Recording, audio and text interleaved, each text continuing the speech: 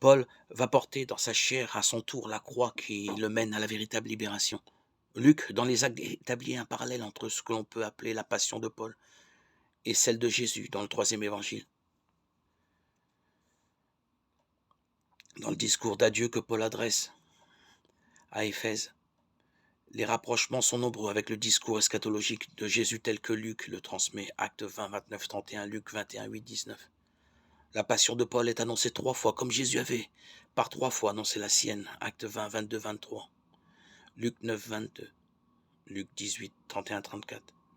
La prophétie d'Agabus reprend presque textuellement l'annonce que Jésus avait faite lui-même à ses disciples, Actes 21, 11, Luc 18, 31, 32. Devant la sérénité de Paul, les disciples concluent comme Jésus l'avait fait à Gethsémanie, que la volonté du Seigneur soit faite, Actes 21, 14, Luc 22, 42. Arrivé à Jérusalem, Paul est arrêté pour avoir profané le temple, comme Jésus était accusé d'avoir voulu le détruire et le rebâtir en 3 jours. Actes 21, 28, Luc 22, 71.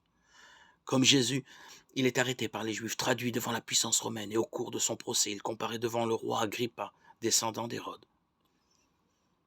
Le livre des Actes nous montre comment Paul achève en sa chair ce qui manque à la passion du Christ pour son corps qui est l'Église. Colossiens 1, 24.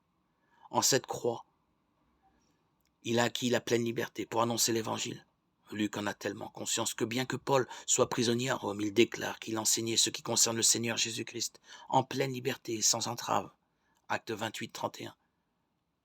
Le voilà bien, le dynamisme du royaume.